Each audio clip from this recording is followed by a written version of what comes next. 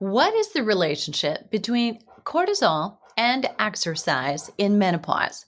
Is cortisol sabotaging your exercise results? I'm Deborah Atkinson. You're listening to Flipping 50, where I address your top struggles and concerns, and I share what to eat, how to move, and how to change your mindset, often about both of those things, so that you can have the energy, the vitality that you want, need, and deserve in the second and better half. And today, I'm letting you see behind the curtains to our Flipping 50 membership, because what I'm about to share with you is actually a part of a brand new audio series in our expert interviews, all about each hormone as it relates to exercise during menopause. And on this one, you're going to want to pay attention. I've opened up the curtain and let you in for this sneak peek of this entire series because cortisol is so very important. So, if there is one thing that you could do to help yourself most, and one thing that you could turn around and pass down to every younger woman that you know, it would be learn how to reduce your stress levels. Learn to identify where stress is coming from. It's not just that emotional stress about relationships or a test or a job project or a speech you have to give. It's not just all that ruminating that you do about it, but it's also from toxins you're exposed to on a daily basis. Are you wearing fragrance today? Wearing lotion? Did you shampoo or condition today? Did you check your ingredients? And do you know what you're looking for? There are so many things to consider. I'm going to talk a lot today about the role of cortisol and exercise in menopause, but there are a lot of things to consider that are compounded by the exercise and that could interfere with what it is you're doing for exercise. So enjoy this, and I'd love to hear from you. So after, you'll find this recording at flipping50.com/cortisol and exercise. Okay, before we dig in, this show is brought to you by the Flipping 50 fitness specialist and mastermind for health coaches and for personal trainers. And I know you're out there listening, and I'm so very glad that you are, because this is exactly the kind of content that your clients need to know. And it doesn't go just this deep with cortisol alone. It's estrogen, progesterone, testosterone, growth hormone. It's looking at what is glucagon, what is adiponectin, and how do all of these little known, lesser known, and more easily identifiable ones interfere with the workout design that you've created for your clients? And how can your workout actually be better and more on point for them? That's what we do at Flipping 50. And I'll tell you a little bit more about it at the link in the show notes if you indeed are a fitness trainer or a health coach or want to be, and you want to get your business off the ground in 2021. It's been a unique roller coaster ride for trainers and health coaches who weren't online, but now is the time, my friend, and I'll tell you exactly why in a very special masterclass. I'll link to that in the show notes. Let's dive in. It's all about cortisol. Okay, I'm a science girl, a prove it to me girl. I'm also a follow your gut and heart girl, the science spiritual, I could call myself, quite the diverse continuum. I believe we all have the ability to use intuition, and we can sense what's best for our body. However, we've been so conditioned to be good and to do the right thing that because that very thing has gotten so confused, is the right thing cardio, or is it HIIT specifically? Or is the right thing weight training? Or is it yoga or long walks? And is eating animal foods or plant foods the right thing? Well, we wonder. In the first of a full series of audio recordings I'm doing exclusively for our Flipping 50 members only. I'm going to give you what I hope is an understanding of how cortisol is your friend if you let it be, helping you to burn fat, or your foe, causing symptoms there for you to pick up. Muffin top. As frustrating as it might be, is not immediately life-threatening, and yet belly fat excess does become a heart health risk. In fact, cortisol signs like this, left untapped, you're not paying attention, is directly related to over 80 diseases. We're in control of that, but we've been conditioned to do the wrong thing. We no longer trust our guts, our hearts, and listen to tired as a signal to rest. Instead, you override fatigue with caffeine and 5-hour energy. And listen, no, I'm not talking about your kids or your grandkids and 5-hour energy. In 2020, I've had 60-something women admit that they've resorted to using 5-hour energy and explained it away by saying that they were just so tired and they needed to get through the day. Listen, if you're overweight, you're overtired, resorting to extremes like that, you are drilling yourself into the ground and you're putting yourself and your system under very risky stress. Let's start with what cortisol does. It is your energy hormone as well as your stress hormone. So let's agree that both of these things are good. When you walk into a room full of people and you're approached by someone who makes your hair stand on end, or you're scared and can't quite put your finger on why, even if it's only watching a movie, those are signs of cortisol in part, and they're preparing you for that flight or fight response so that you can run, save yourself. Exercise is a self-induced type of fight or flight response. And imagine how it works. If you did have to run from a monster, you got away from a difficult discussion. When you're on the other side of that and safely escaped, you exhale, right? And you feel restored again. Well, exercise provides a similar relief like that for many who are stressed. You may have a little too much adrenaline, and cortisol, the adrenal glands, by the way, signal the production of cortisol. And the exercise can do a satisfying job of helping to release that or purge a little adrenaline. For those, though, who have adrenal fatigue, you've been operating on overdrive potentially for weeks or months without a recharge or a break. You may experience weight loss, lethargy, fatigue.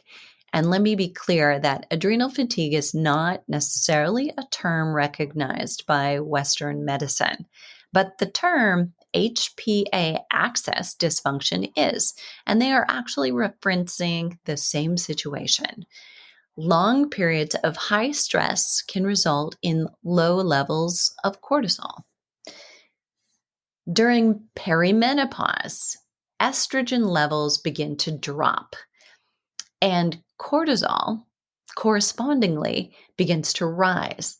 The body has this way of wanting to find balance. Now, that doesn't make it a great solution. It's just the only one your body has. The problem where muscle is concerned is lower estrogen makes it harder to keep or to gain lean muscle, and cortisol causes more muscle breakdown. That's a terrible 1-2 punch. If you are guilty of thinking that you could coast on coffee and not eat till noon, or you're not treating sleep like the goddess it is and could make you've got even more cortisol blocking any efforts that you're making from exercise. In fact, even an appropriate amount of exercise for someone else is potentially too much for you when you've got all those other factors going on. Lots of coffee, lots of caffeine, not enough sleep, lots of stressors. Dealing with it is kind of a task for you. You tend to ruminate about things over and over. You're in trouble, sister. If you ruminate, as many women do, thinking about the same problem and amplifying it instead of learning skills to stop that monkey mind and change your thoughts, your emotions, and therefore your hormones, you may have a harder time losing weight once this cortisol train gets started. Your exercise is just as important, but more important that you get small, regular doses that don't increase cortisol too much and that lead to the post-exercise decrease in cortisol that you desire. So if you, for instance, do too much high-intensity interval training, and again, you're already prone to high levels of cortisol, it may actually do more harm than good. If you extend your exercise sessions, there seems to be a line at about 75 minutes. That's an hour and 15 minutes. And if you're doing endurance exercise beyond that point, and again, you're already susceptible, maybe not eating well, not sleeping well, worried about many things, then potentially that is too much. Short, regular doses, even low intensity, will do you more good, potentially in fat burning, than high intensity will if that's your situation. So, your food also needs to support your hormones and any movement that you're doing. But just because you give up high intensity training for a little while or stop doing endurance training for a while doesn't mean your body needs less of high quality protein and nutrient dense foods. Healthy fat, ample protein, and tons of green vegetables are a good start for supporting your cortisol needs. The levels of cortisol rise and fall throughout the day, usually highest at about 8 a.m. and lowest at 2 a.m. That is, so you do have energy during the day and you can relax and get to sleep in the night. Of course, if all is well. You may have waking or night sweats as a result of blood sugar levels, other hormones, or your cortisol levels. There are steps that you can take to support yourself and definite steps that you want to take to avoid throwing yourself under the bus. Let's outline some of those steps. So, first, choose your exercise type and timing based on your hormone status. Namely, you're doing that based on your adrenals or your cortisol status. To do this, you'll wonder, what is my hormone status? You can, of course, test your hormones in a lab, and you can also use the signs and the symptoms charts in You Still Got It, Girl, the book, and the signature program I created, the After 50 Fitness Formula for Women course, to know how to respond. And I recommend, if you're going to do one, you follow signs and symptoms first, because your body never lies. And both is probably ideal. No matter if you use lab tests, you should listen to how you feel. Lab tests vary, so you need to know that. And using norms can suggest that you're normal when in fact you feel terrible. And that is because optimal levels are not the same as comparing yourself to the average of a lot of people who test and don't feel very good. And that is essentially what norms are. No longer are position statements for exercise and guidelines for physical activity enough for anyone, really, but in particular, a woman in midlife going through the biggest hormone shift in her life.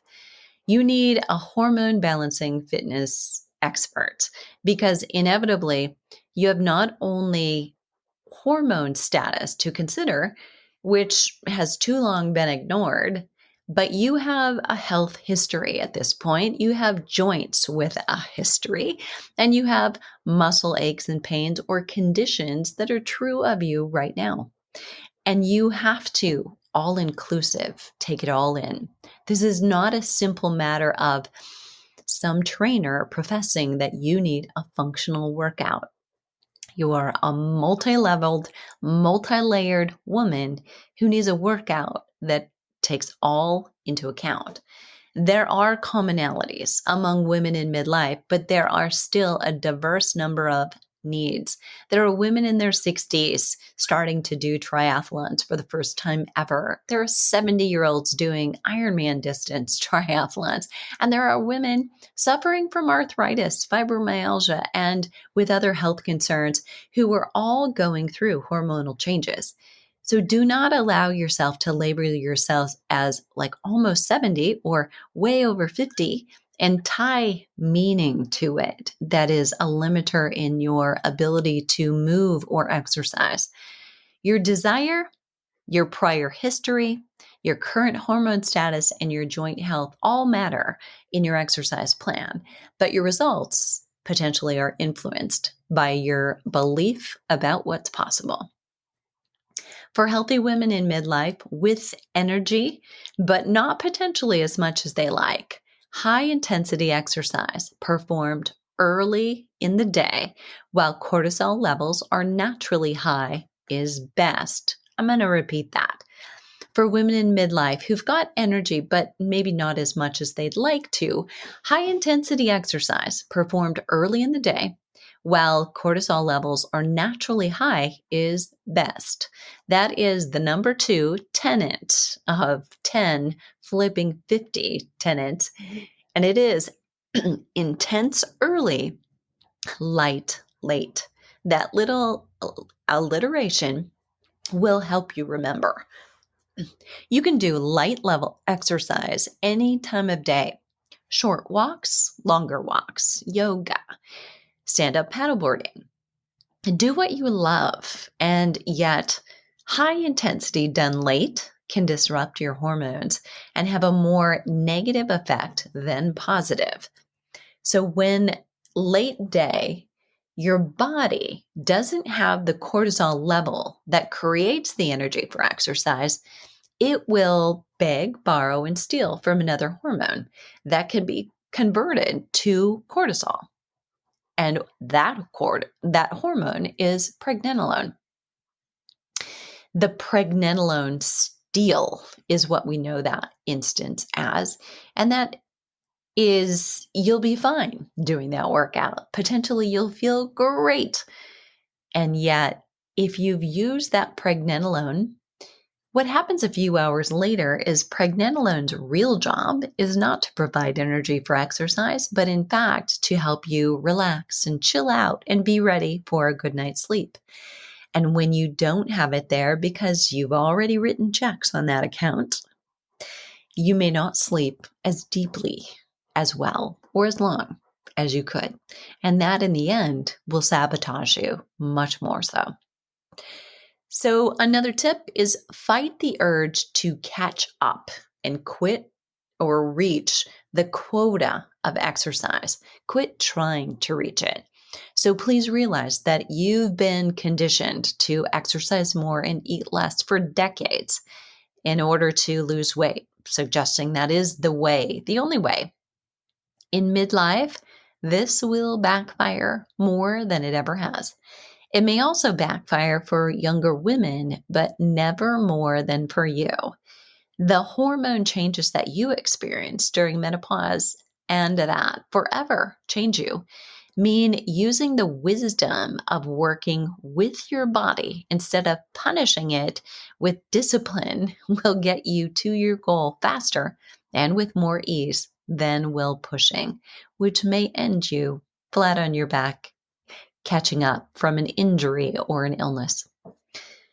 Another tip for cortisol is pay attention to frequent muscle or joint injuries and illnesses. Cortisol causes muscle breakdown.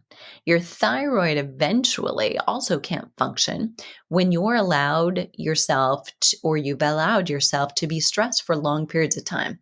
Poor thyroid function can be related to your ligament health.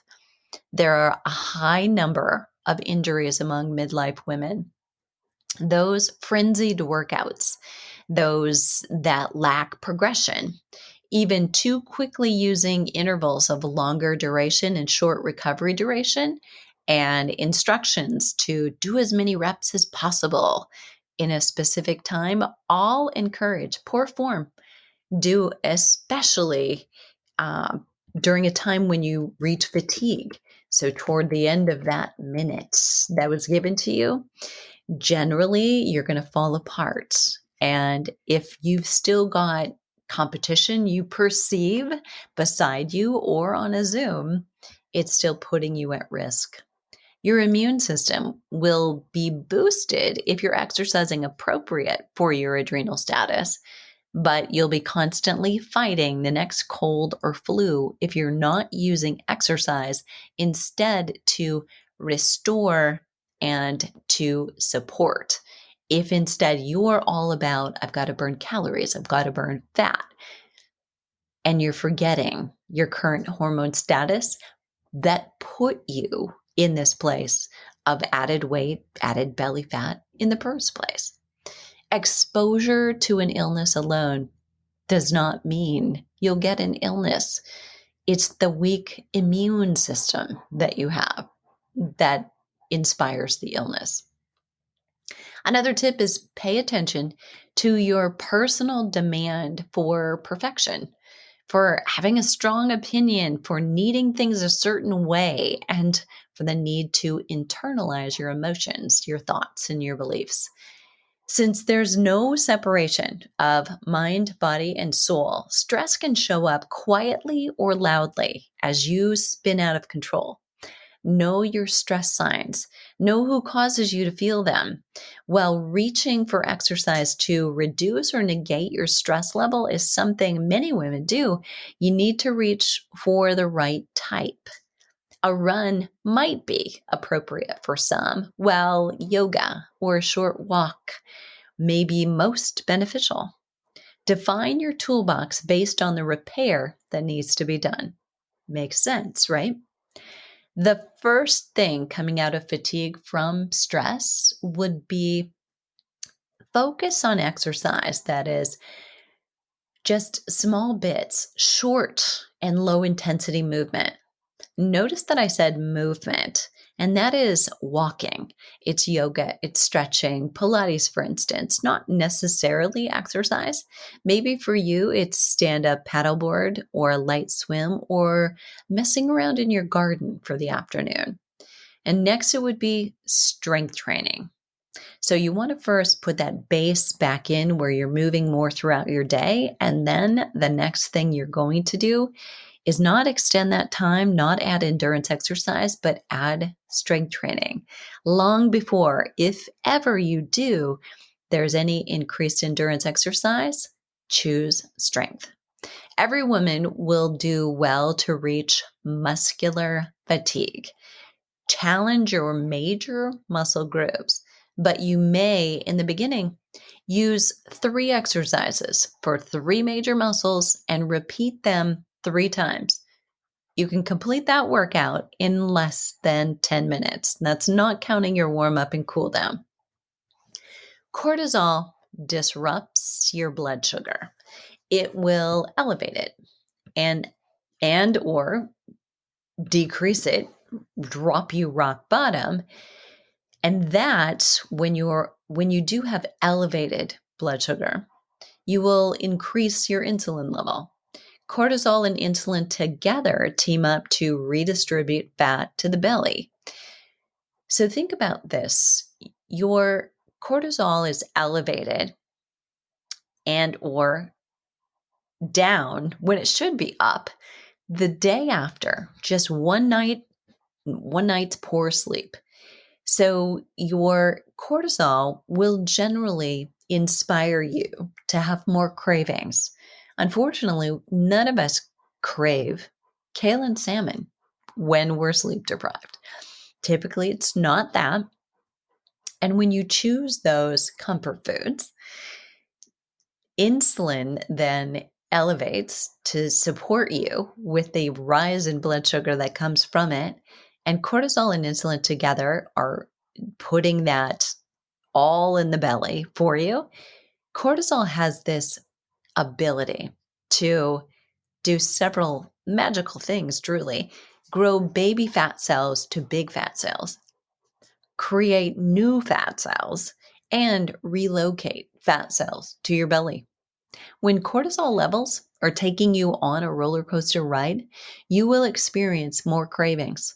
Choosing poorly will increase the likelihood that those choices are stored as fat in the belly.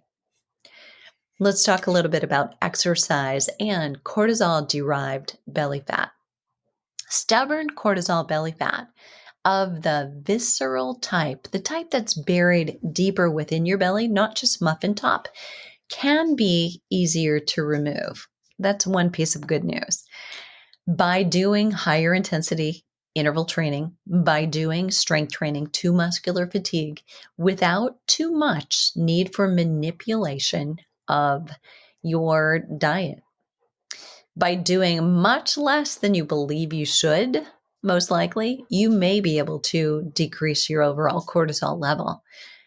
Imagine being at the gate of this most desirable destination. You made it all this way, traveled so far, but you're knocking and they won't let you in. Cortisol is the gatekeeper. Your efforts to get there won't be recognized until you've done all the foundational work.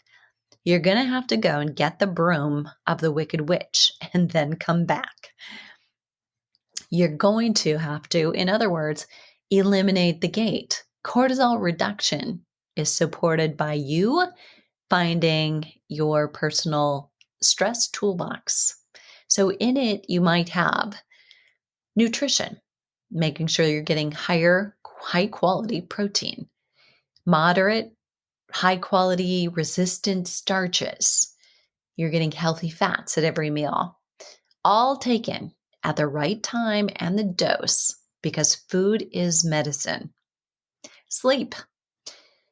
If you are uptight just hearing about this, you're likely not sleeping well. And the thought of going to bed stirs you up due to frustration with sleep. There are 24 potential steps that you can do to support your sleep, but they can't be random or inconsistent. And you don't need them all. You just need to find the ones that work and then do them consistently. Stress exposure reduction.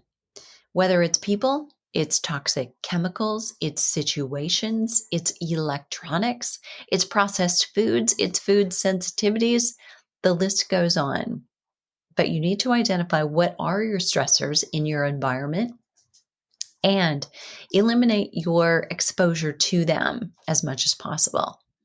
The other things we're mentioning here are ways to reduce stress when you do have to face it and make you more resilient, but you also want to eliminate or reduce wherever you can. Love, joy, high feelings, and connection. So what you do, love it, and who you surround yourself with for support. Those things are important. Laughter, humor, smiling, and cortisol don't go together. You actually can't. There's a chemistry change that happens in you when you're smiling. You can't be smiling and be stressed at the same time. You can fake it till you make it. Having purpose. It may mean that you work hard, but you'll do it with ease because it pulls you and it lights you up. Knowing your purpose is important to each of us. Recovery is another one in your stress toolbox. When you're under a great deal of stress, you may need more recovery, not just from exercise, but including exercise, but from all things. You may need a longer weekend. You may need a lengthier night's sleep. You may need a longer lunch to recharge midway through your day. And you may need this one more than any others if cortisol is closing the gate on your success right now. It's not any one thing for all of us, it's your personal perception of a reality that allows or prevents your ability to experience stressful situations and respond either with your health intact or have it suffer. If you didn't learn, you weren't taught stress skills, it's never too late. And if you're not sure, is it my stress level? Is it my cortisol? Because potentially we can't always feel it. We've learned to rise up above this level of stress and deal with it. We've accepted it as our new normal. So if you're struggling to get the results that you want and you really don't know where your cortisol levels are, you may need that in order to pay attention, to take more serious steps and dig a little deeper into what am I willing to do when I get this test result back. A lab test is something that I always encourage my clients, private clients, to do if they're ready to use the results. But often it takes those results to get us to be totally compliant. Even when we're logical and it sounds good, if we can't feel the actual stress because we may have been numbed to the idea of this is what it feels like all the time. So I encourage you to think, what will you do with the test results before you test? But then a test gives you a measure. So that'll be a benchmark for you right now. And still, you must, in this case, is you have to do the heavy, in this case, resting, right? So ordinarily I would say you do the heavy lifting, the pill, the cream, the patch shouldn't do that. But in this case, it's the heavy resting that you'll have to do. So it's so most often the woman who does so much, who loves to exercise, who may have a few other vices and very few other, that finds herself falling into cortisol imbalance. For testing your cortisol, saliva tests are the gold standard. So you're seeing the saliva or the cortisol when you do a saliva test, you take that sample at 4 different times a day. You see the cortisol in real time. And what you'll do really logistically is you'll hold a piece of cotton in your mouth, kind of like the type you'd use going to the dentist, until it's saturated with saliva. You'll deposit that in a tube, and you'll do that for each of 4 tubes, put it inside the envelope, mail it back, and then you'll be able to see the results in the portal. Cortisol is the energy hormone. Cortisol is the stress hormone. Harnessing the power of cortisol can help you get things done and get far better exercise results. If you support your own natural hormone balance with responsible exercise for the current status that you're in, whether you're taking hormone supplementation or you choose not to, fitness is easier, requires less effort, and contributes to longevity. There is a wrong exercise, there's right exercise at the wrong time that will negatively impact your hormone balance. Have you gone on vacation? Ever done this? You've eaten deliciously through your vacation, you exercised far less, and you moved more, lots of walking and sightseeing than usual, and you return home to find that you've actually lost weight, feeling tremendously rested. Have you ever experienced that? That's the power of cortisol reduction. Put down the weight tracking attachment to your scale, that required quota to exercise unless you feel rested, restored, and ready, and allow yourself to trust your body again.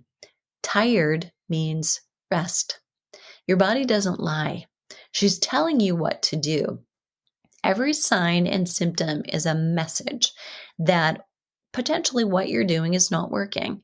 Pills, creams, and patches should not do the heavy lifting. You should, when you're ready and you've earned the right to do so, but filling up any hole you've got right now is your first responsibility. There you have it. It's just a sneak peek into the audio series for our Flipping 50 members. I love to hear from you, so please leave a comment below the show notes at flipping50.com/cortisol and exercise, or in our insiders group on Facebook, and I'll link to that in the show notes too. You can listen to the Flipping 50 podcast on iTunes or wherever you listen to your podcasts. And the Flipping 50 membership is only open twice a year, but there is a notifications list if you'd like to be on that. I'll put that in the show notes as well. And whatever you do today, make sure that you know it's never too late. What are you waiting for? Let's start Flipping 50 today.